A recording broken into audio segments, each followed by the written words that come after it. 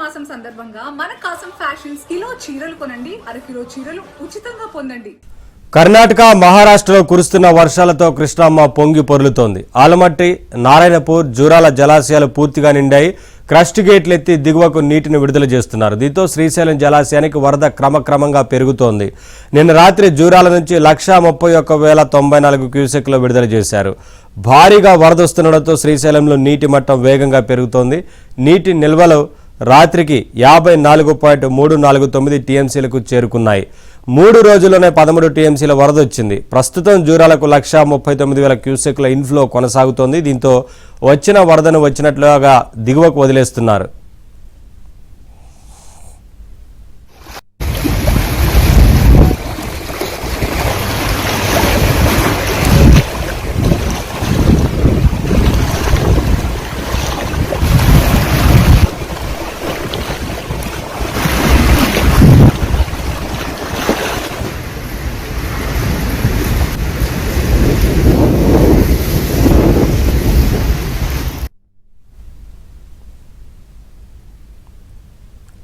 కరువు సీమలో కృష్ణమ్మ వడివడిగా శ్రీశైలం డ్యాంకు చేరుతోంది. ప్రాజెక్టు వద్ద 92,709 క్యూసెక్కులు ఇన్ఫ్లో నమోదైంది. వరద మరో 3 రోజులు కొనసాగే అవకాశం ఉందని జలవనరుల శాఖ అధికారులు చెబుతున్నారు. జలాశయానికి 70 టీఎంసీలు చేరితే సాగునీటి సంగతి ఎలా ఉన్నా తాగునీటి కష్టాలు మాత్రం తీరతాయని అంటున్నారు.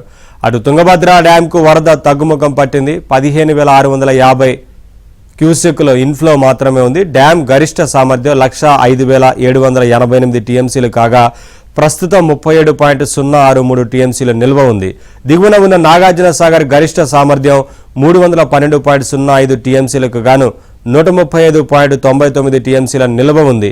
176.06 టీఎంసీల కొరత ఉంది. మొత్తంగా శ్రీశైలం, నాగార్జున సాగర్ జలాశయాల్లో 349 టీఎంసీల మేర కొరత ఉంది.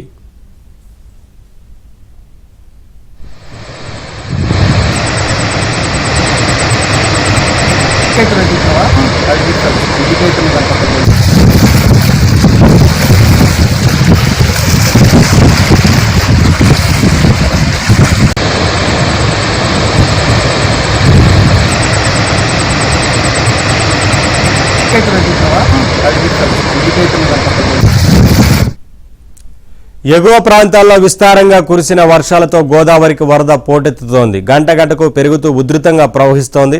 భద్రాచలం వద్ద గురువారం రాత్రి 30 అడుగులుగా ఉన్న నీటి మట్టం వేగంగా పెరిగింది.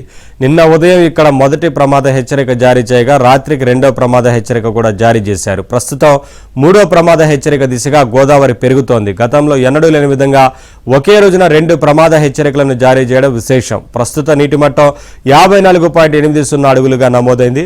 3 రోజుల వ్యవధిలో 15 అడుగుల నుంచి 50 అడుగులకు నీటి మట్టం చేరుకుంది. దీంతో పోలవరం ప్రాజెక్టు వద్ద గోదావరి వరద అమాంతంగా పెరిగింది. వచ్చిన వరద జలాలను స్పిల్వే ద్వారా దిగువకు వదులుతున్నారు.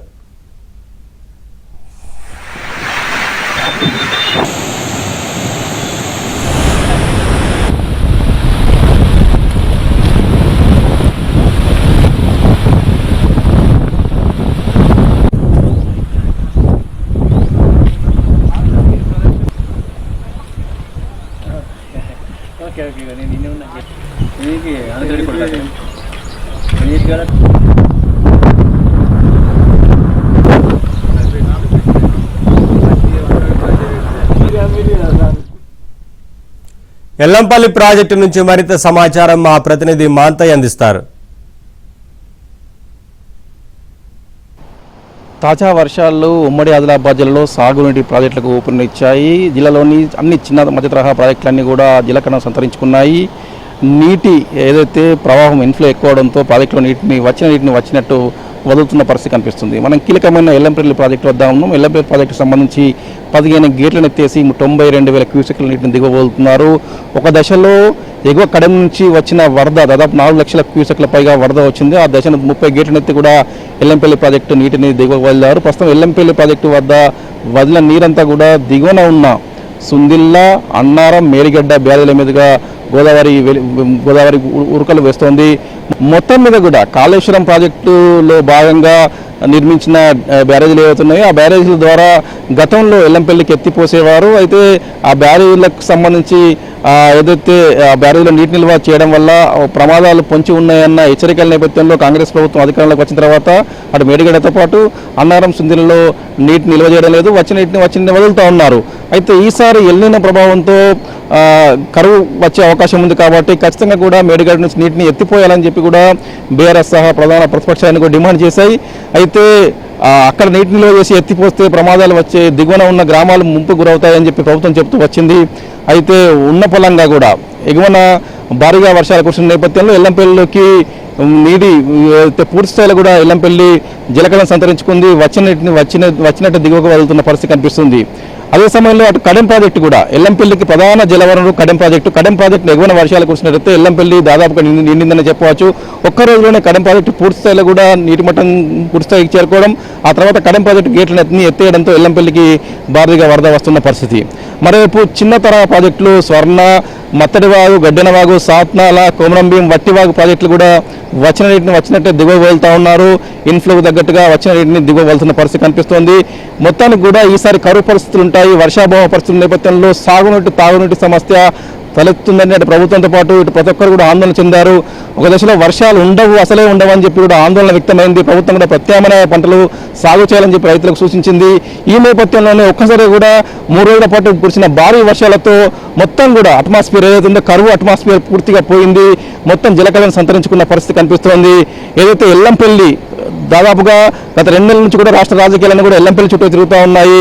ఈసారి కూడా ఎల్లంపల్లి ఎత్తిపోయకుండానే ఎగువ నుంచి వచ్చిన వరదను ప్రస్తుతం నంది పంప్ హౌస్ ద్వారా తిరిగి పై ఏదైతే కాళేశ్వరం ప్రాజెక్టులో భాగంగా నిర్మించిన డ్యాములకు తరలిస్తున్న పరిస్థితి కనిపిస్తుంది. మొత్తానికి కూడా అటు రైతుల్లో ఇటు ప్రజల్లో మొత్తానికి కూడా హర్షం వ్యక్తమవుతుంది. ఈసారి దాదాపుగా ప్రస్తుతానికైతే తాగునీటి, సాగునీటి సమస్యకు పెద్ద ఇబ్బంది ఉండదని చెప్పి భావిస్తూ ఉన్నారు. ఈ ప్రస్తుతానికైతే ఇక్కడ ఈ పరిస్థితి ఇలా ఉంది. ఖచ్చితంగా కూడా రాబోయే 3-4 నెలల వరకు కూడా ఎలాంటి ఇబ్బంది ఉందని చెప్పి కూడా అధికార యంత్రాంగం చెప్తా ఉంది. ప్రస్తుతానికి ఎల్లంపల్లి నుంచి ఎగువ ప్రాంతాలకు ఎత్తిపోతలు కొనసాగుతున్నాయి. ఇది ఇక్కడ ఈ పరిస్థితి శ్రీనివాసరావు, అంతయ్య, తిరుమల జిల్లా.